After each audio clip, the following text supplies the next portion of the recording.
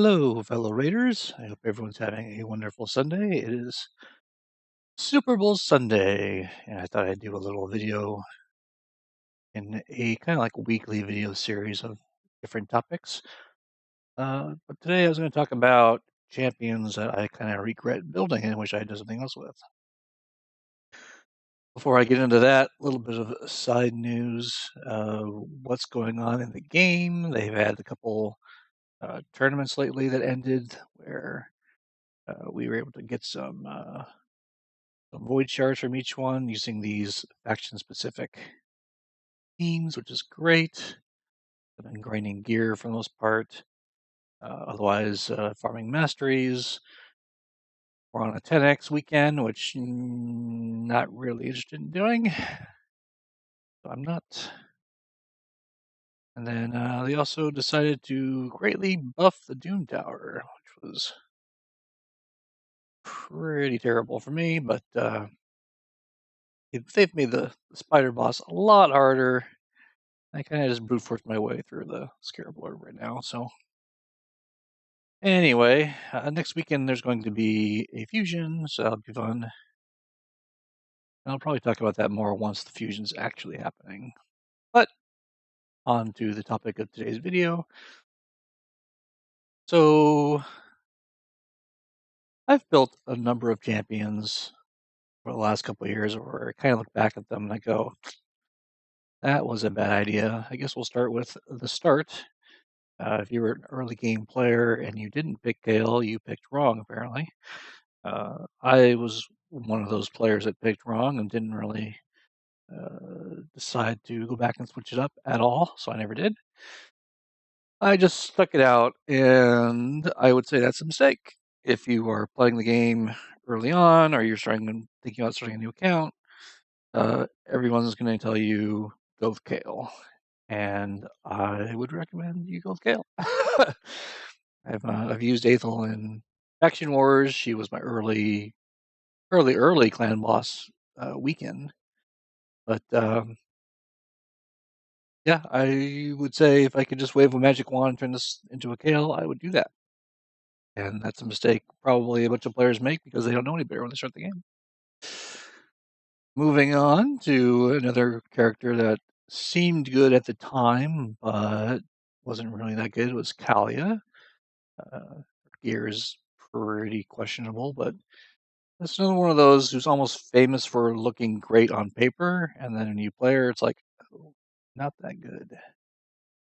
I never booked her out, so that's a benefit. Early on, she was my HP burn debuff for the clan boss. Did okay damage, but HP burn damage on the clan boss goes down as you go up in clan boss difficulty. So when you're doing Nightmare or Ultra Nightmare, tick of HP burn does the same as a tick of poison. So what's the point? So yeah, not a great investment. She's in my Faction Wars team just because she's 60, but she's probably not going to stick around. Moving on, another one that I thought, oh, this guy's got some great ability is Delver. Now the problem with Delver, and well, let me back up a second. The reason I built Delver because she seemed to hit quite hard back when I was trying to go through my arena missions. And she does hit relatively hard. However, her utility is worked. They have these conditionals so that she can actually apply a decreased defense, but only if there's a weaken on somebody. She can apply a weaken, but only if there's a heal reduction on somebody. She can apply a heal reduction on her A1, but at a maximum of a 60% chance. Champions in this game on auto especially use their abilities in terms of A3, A2, A1, and they basically prioritize the A3. So this was kind of my lesson in how badly the AI is in this game. With few exceptions, champions follow the same pattern of I'll use my big skill first, And this character, while you can do it on manual, she needs some revisions, in my opinion. Moving on to another character that I built, which I hadn't. That would be Nizana. Now, Nizana is not terrible at a glance. But she's one of those HP ally, or excuse me, she's an ally protect champion.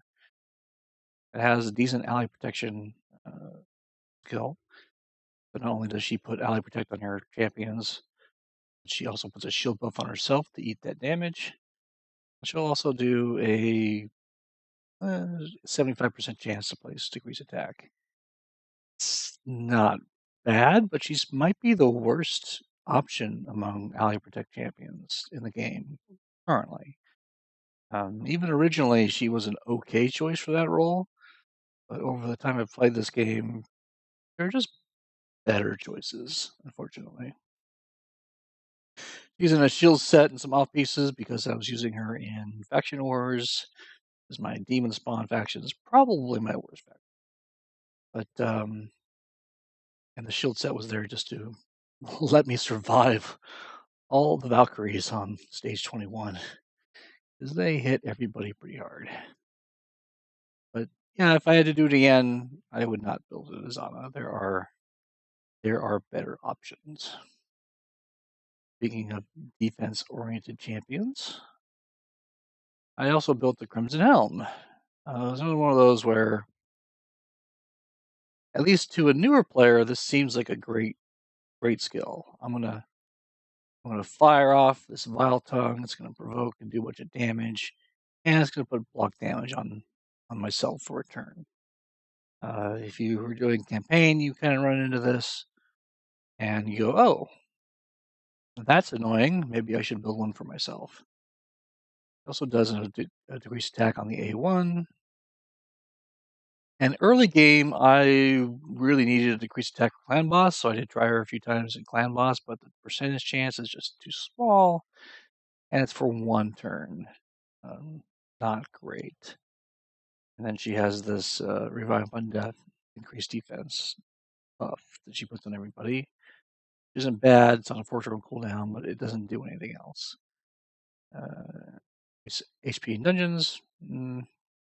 I put her in Frost because she's a taunter, so she's a provoker, so she will get hits. But overall, once I stopped using her and I realized how bad she was, I did not go back. If you're looking for a cheaper option that does a AoE provoke, I would go with Gnarlhorn. He's a better option. Although I've never built a Gnarlhorn, I've seen his videos. And the last of my whole, pure regret building would be Fallenhound. There are videos or other content creators talk about Fallenhound in a positive light, and I'm a little skeptical of those. Obviously, I don't have super endgame gear for this guy. Most of it's just, some 6-star, mostly 5-star. Nothing too crazy, and I've kind of jiggered his gear a little bit over time. He was originally my Spiders tank. He was doing the counterattack strategy, so that when he was hit, he would hit back. So when a spider slammed into him, he would go, "Oh, okay, I'll just attack back and I'll AoE everybody." And if he killed something, he gained health back, and he's rocking War Master, which is wonderful.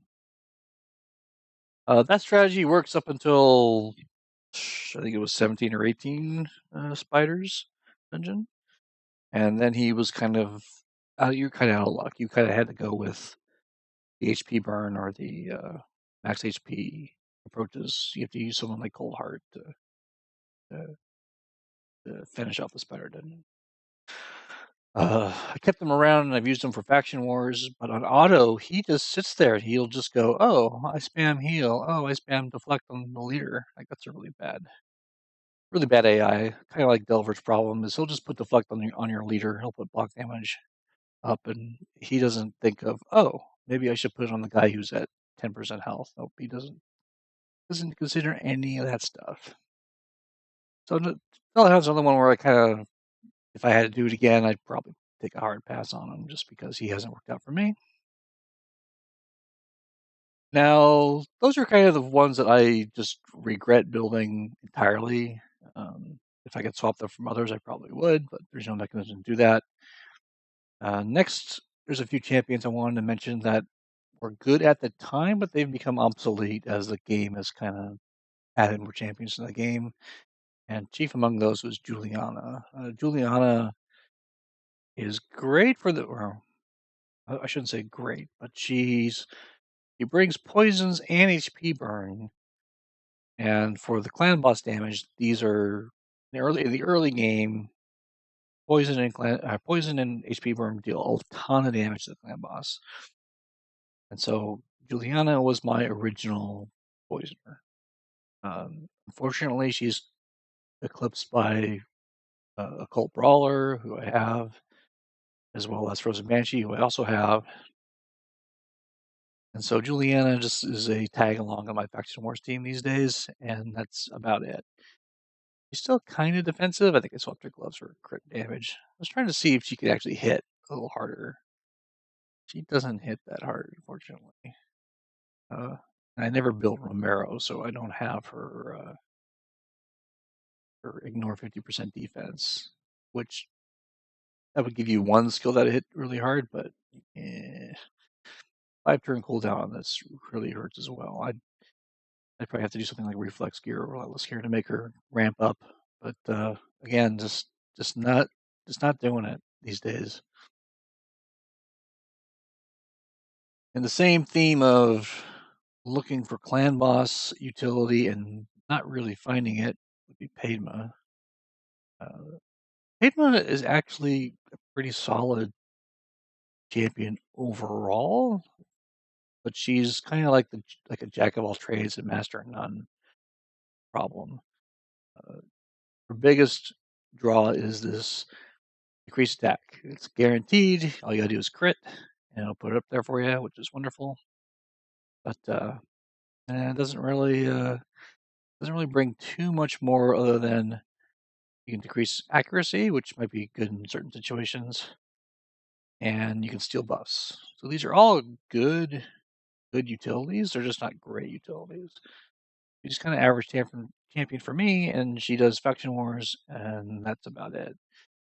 I was using her in clan boss, so she's kind of with a clan boss build currently. I'll usually just go up to War Master and make as much damage as I can. Oops. Got 4 more to talk about.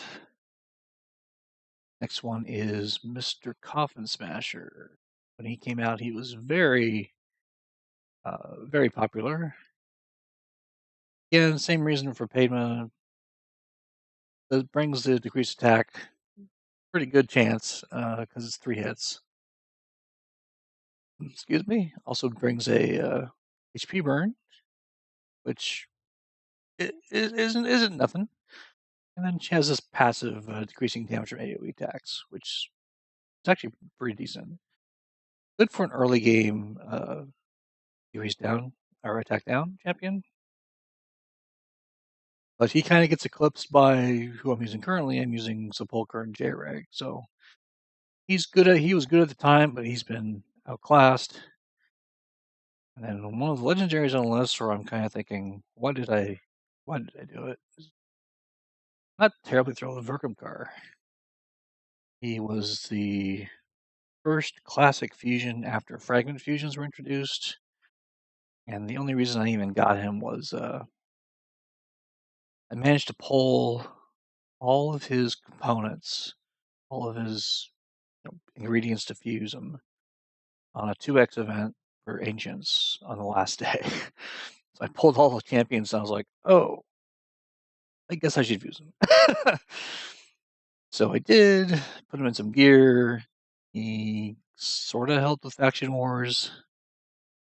And I thought he was going to be a big player in Doom Tower, and he's just not. His little immune to provoke ability here, and as well as his ability to cleanse provokes, pretty much make him a one-trick pony. It's a good trick if you're up against someone who's got a provoke-heavy team and you want to you want to get out of that relatively quickly. In Arena, this might just be what you need, but for general utility, if I could trade him for a different lizard men, I probably would. But oh well. All right, a couple honorable mentions. I want to mention Longbeard, not because Longbeard's bad, but because this was a mistake I made early on. I built him before I had anyone good to go with him. He's got kind of outdated gear because I've never really gone back and revisited him. But I only recently got champions like Sinesha and Biggin, because those two would go well with him. I only recently picked up these two champions, and Longbeard was like my third or fourth legendary I ever pulled. Don't. So my advice on Longbeard was don't build Longbeard unless you already have the champions to go with them. Notably, these AoE A1 attackers like a Sinesha or a Biggin or Skull Crown is the popular one. I don't have a Skull Crown though. And last on my list, last on my list is someone you think I'd be sad about building, but I ended up not being sad about building her at all, is Bonekeeper. She ended up being kind of a monster in Faction Wars. So originally I built Bonekeeper because of her A1, brings it to great decreased defense. And I was using her for clan boss. I said, I just need a single hitter, put decreased defense on the boss, everyone well on the boss. And that was all she did. Early game, you don't have a lot of choices. So I would Bonekeeper and push her to 60. And then I put her down for a long time because I just had better champions. Until Faction Wars made me look at what orcs I had. And boom, Faction Wars made me break out the Bonekeeper. And she hits really hard. Like, this isn't great gear. She's got 3 6-stars. That's about it. 5-star banner. But she hits pretty hard. I'm only at 220% crit damage. So she's most people would probably regret building this champion. I did not. She kind of helped me blow through the Orc Faction Wars in the end. And those are the characters I managed to find that I thought, I have some regrets building these characters, or I should point them out to people. And I hope others can take away some of that advice and learn from that wisdom of an account that's been around for a while. And if you have any kind of requests or suggestions for, if you want to know how I used any of these other champions over the time I've been playing Raid, let me know. I'll just do a big shot of my roster here to have a look at what we got. Because these are all the 60s I got, unlike other content creators who have a mountain of 60s. But if you have a specific request, I might fold that into a video, and I'm going to try to do a video every week, I think. I'll just talk about different topics about Raid and what I've done over the year or so. Almost 2 years I've been playing the game. Anyway, hope you enjoyed, and if you have any questions or comments, leave them below, and I will try to get back to you. Have a great Super Bowl Sunday. Take care.